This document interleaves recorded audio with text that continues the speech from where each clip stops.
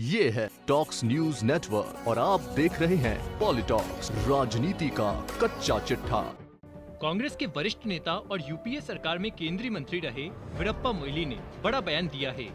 एक तरफ मोइली ने पार्टी के कुछ नेताओं पर G23 यानी असहमत नेताओं के ग्रुप का गलत इस्तेमाल करने का आरोप लगाया है। वहीं उन्होंने चुनावी रणनीतिकार प्रशांत किशोर को कांग्रेस में शामिल करने की भी पैरवी की है। वीरप्पा मोइली ने यहां तक कह दिया कि जो नेता प्रशांत किशोर को कांग्रेस में शामिल करने का विरोध कर रहे हैं वे सुधार विरोधी है। आपको बता दें कि मोइली खुद भी उन 23 नेताओं में शामिल है जिन्होंने बीते साल सोनिया गांधी को चिट्ठी लिखकर संगठनात्मक बदलाव की मांग की थी। अचानक मोइली के बदले तेवर को देख सभी हैरान है। चुनावी रणनीतिकार प्रशांत किशोर के कांग्रेस में शामिल होने की अटकलों के बारे में पूछे जाने पर मोइली ने कहा कि यह सही होगा कि वह कांग्रेस में शामिल हो और भीतर से सुधारों को लागू करे। मोइली ने कांग्रेस में प्रशांत किशोर के शामिल होने का विरोध कर रहे पार्टी के लोगों से ऐसा नहीं करने का आग्रह किया। मोइली ने कहा कि ऐसा देश और कांग्रेस के लिए जरूरी है कि पार्टी में सुधार हो और सोनिया गांधी और राहुल गांधी की मंशा भी यही है। सूत्रों के मुताबिक कांग्रेस अध्यक्ष सोनिया गांधी किशोर को शामिल करने पर अंतिम फैसला लेगी और इस मुद्दे पर कई वरिष्ठ नेताओं के साथ चर्चा कर चुकी है।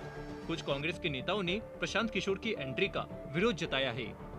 मोइली से जब यह पूछा गया कि क्या उन्हें लगता है कि पीके को शामिल करना पार्टी के लिए फायदेमंद होगा, तो मोइली ने कहा कि चुनावी रणनीतिकार ने साबित कर दिया है कि वह रणनीति बनाने में सफल रहे हैं।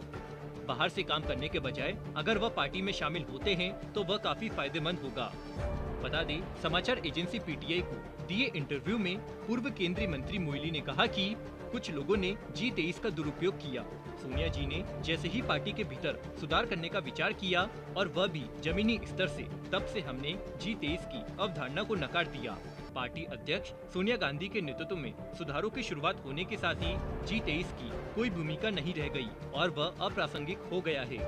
मोइली ने कहा कि अगर कुछ नेता G23 पर कायम रहते हैं तो इसका मतलब है कि उनमें से कुछ का कांग्रेस पार्टी के खिलाफ काम करने का निहित स्वार्थ है, जो कि हम नहीं सोचते और असल में इसका विरोध करते हैं।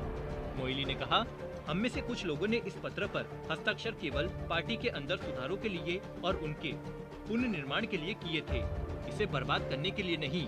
वीरप्पा मोइली ने आगे कहा कि पार्टी की बड़ी सर्जरी यानी वह संगठन को पुनर्जीवित करने की बात कर रहे हैं, उस पर सोनिया गांधी पहले से ही विचार कर रही है।